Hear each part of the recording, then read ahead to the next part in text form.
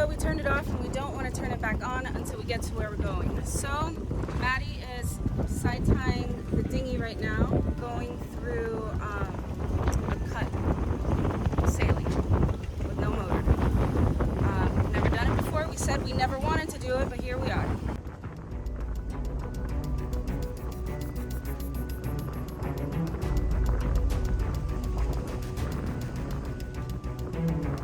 But wait, this isn't where our engine troubles began. So the reality of boat life is that we're currently having engine issues. I was in Florida for a few days to spend time with family, and Matt moved the boat with a friend and the engine stopped while they were underway. So figured out the problem, which it was bad fuel, the engine stopped, but through figuring stuff out, the seacock got closed, impeller got messed up, melted our muffler, a plastic muffler part that catches the cooling water.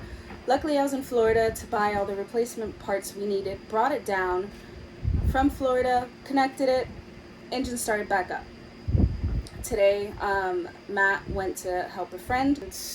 We left the motor running to 1, charge up our batteries, and 2, check all the work, make sure everything sounds good. I just finished cleaning the boat, vacuuming, making sure the engine bay was nice and clean. It was a mess. And as soon as I go to close all the doors to the engine bay, it is flooded. Water everywhere. And I freak out, don't know what's going on. I lift up the companionway steps, and then I see this. This is where our impeller is. The water comes up through here, out through here, and so the water's coming in the boat and just spitting out. The entire engine bay was flooded. Just finished vacuuming everything up, and it's still pretty damp, so I'm just gonna leave everything open. I haven't even told Matt yet. I'm in like crisis mode. I don't really want to bother him. He's gonna want to come back and fix the problem, and I know he needs to finish the project he's on now. And honestly, there's nothing he could do right now. So I'm letting that dry out, and I am going to now search for parts, because I don't know if we need to replace that part, because where the hose connects to it looks pretty shallow. So honestly, I think the connection corroded, and right before, it was kind of leaking yesterday, and right before Matt left, he tightened it. So I feel like the connection was corroded, and when Matt tightened it, it cracked, and now it's basically disintegrated. I don't know if it's calcification or a corroded connection. I'll show it to you now. So the hose, these are the clamps where it clamps onto, and if you see there, it's supposed to go around there, but this is so short for all this to connect to. So I feel that that's not just calcification or calcium, buildup of calcium, but a corroded connection that broke off in there. So hopefully this is an easy fix. I just finished cleaning the floors, vacuuming, mopping. Now I gotta mop again, and I'm getting rained on by our wet companionway that's held up by our boat hook. Let me move before it falls on me. So that's the reality of boat life. So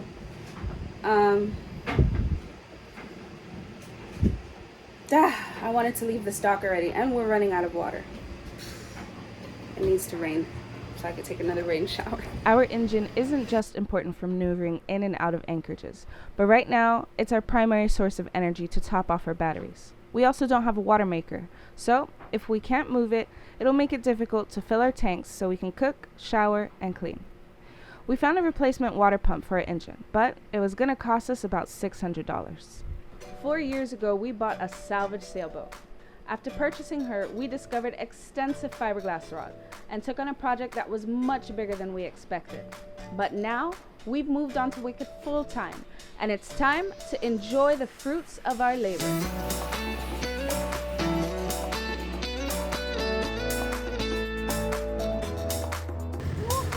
Alright, let me take a picture. Follow along and consider becoming part of our journey as we fill our sails with wind and give Wicked a second life. So we might not have to buy the $600 cooling seawater pump. Matt realized by looking at the part that there is the connection that was not even there. I thought it was corroded. Oh, we're moving, sorry. We both thought it was corroded. It wasn't even there. It was actually a little piece that screwed on, and yeah, it wasn't even there. I don't even know how this hose has been holding on for dear life to this pump for so long. So we went to Budget Marine and got a $10 fitting that screws into the pump, thankfully, and hopefully this solves our problem. This is a $600 water pump that we were going to have to replace, or at least we thought so. This is a part that Matt recognized that we didn't have, and maybe we could find it at the marine store. And this is what the hose was clamped onto, holding on for dear life this entire time.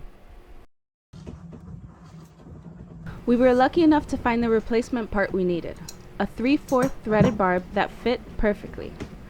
I'm not sure how this hose was staying in place without it, but we were glad it came undone while testing the engine at anchor.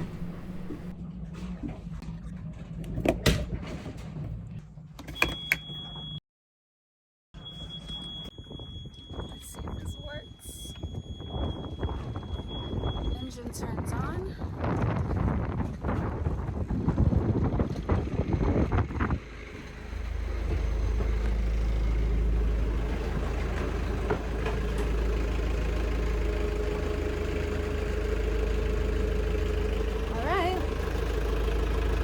No water's coming out.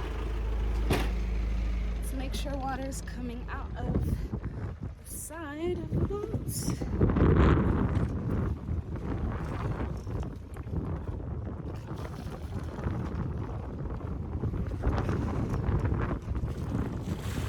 Water's coming out.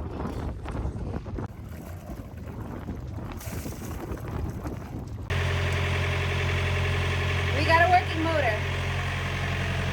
What a simple fix. Oh my god, I'm so happy. With what we thought were our engine troubles behind us, it was time to circumnavigate St. John and celebrate our wins with friends.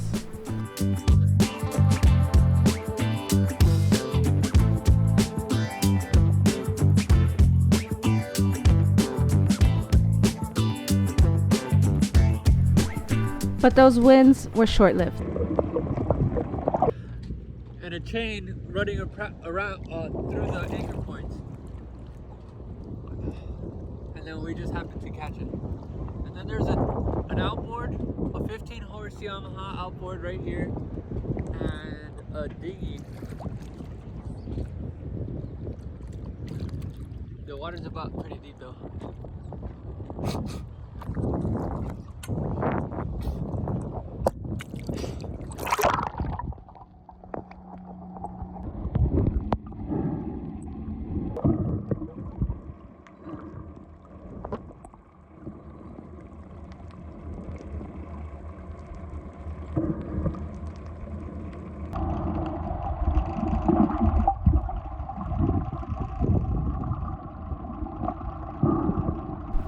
There was a chain running across the anchorage that connected old mooring balls that didn't exist anymore. There was nothing to indicate that there was chain still laying on the seabed. And we were lucky enough to catch it. Hopefully that luck transfers over when we try to catch a fish. Maddie got us free and we were on our way.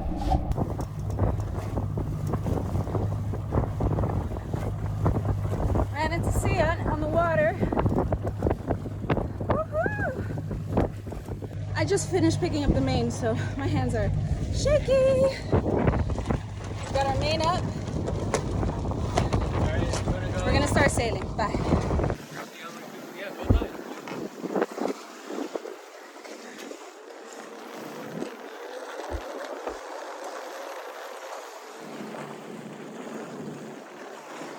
The engine saga continues. And this is where we bring you up to speed. We thought we fixed all our issues. Then, we noticed white smoke coming from the exhaust and filling the cabin below. We kept the motor on to charge our batteries while under sail and made the call to turn around, shut off the engine, and sail back to shortwave to get to a safe anchorage and assess what was causing the problems with our engine. We were sailing Wicked through a narrow cut called Current Rock. We've motored Wicked through many times, but never brought her through under sail.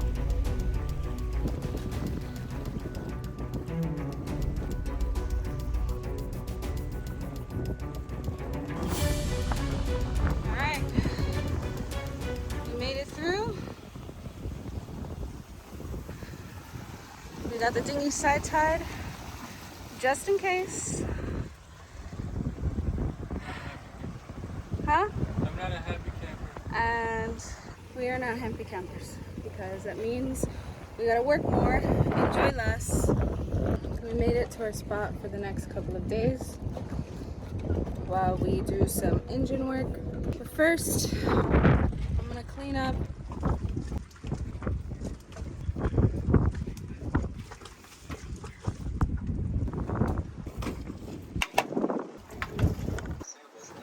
On the way to Jersey Bay, where we plan to do some maintenance to the motor.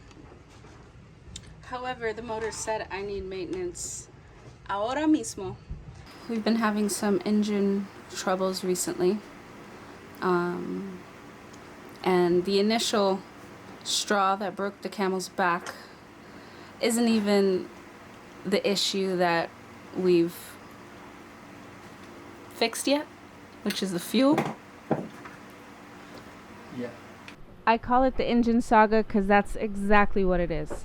Our initial problem led us to cause and discover others that needed to be fixed. To recap, Wicked's motor stopped while motoring her due to bad fuel. We didn't know that cause initially, so while the engine was off, we closed the seacock that allows the salt water in to cool the engine, trying to diagnose the issue. When we realized the fuel filter was clogged and that was the issue due to dirty fuel, Matt cleaned it out and got the engine to start again, but didn't open back up the seacock. This caused the water that travels into our water lock muffler to become extremely hot and melt, flooding our engine bay and also damaging our impeller blades. We replaced the impeller and the water lock muffler, run a test, and the hose from the seawater pump disconnects from a very shallow fitting and floods the engine bay again. Maddie finds a solution to this problem by adding a 3/4 threaded barb to connect the hose to the water pump, and all is good in paradise. Wrong. About a week later, we began to overheat and found coolant all over our engine bay. It had gotten hot and boiled over. So now what? We spent the next few hours reading, watching videos, and asking questions, and we came to the conclusion that we need to change our thermostat. We also weren't getting hot water out of our water heater that is heated by the engine, and we needed a descale. After all the work was completed, we took her out for a test. So, I think this is the end of our engine trouble saga for now. Knock on teak. So what did we do? We changed the oil, we flushed the radiator, we descaled the cooling, what? Exchange? The heat exchange. We descaled the heat exchange. And my fridge wants attention. So we motored for about 45 minutes from Jersey Bay to Buck Island to test the motor. And no overheating, no more white smoke, lots of water coming out of the exhaust. All good things. And yeah, now it's time to plan our next adventure. But before we go on our next adventure, we desperately need water. We do not have a water maker on board, so we have to make sure we can get to the water dock to fill up our tanks. It's been well over a week, and we've been using fresh water like we're in the desert. You ever heard of the saying, water everywhere, but not a drop to drink? That's been us. But we get to practice our docking skills, which I think they're getting pretty good. Oh yeah, they're good. Thanks for watching. We appreciate you a ton. Do not forget to like and subscribe and comment if you like this video. And be sure to hit that notification bell so you can find out when we post our next video, because we'll be hanging out with sailing vessel CUNT again and enjoying the carnival festivities over on St. John. Bye.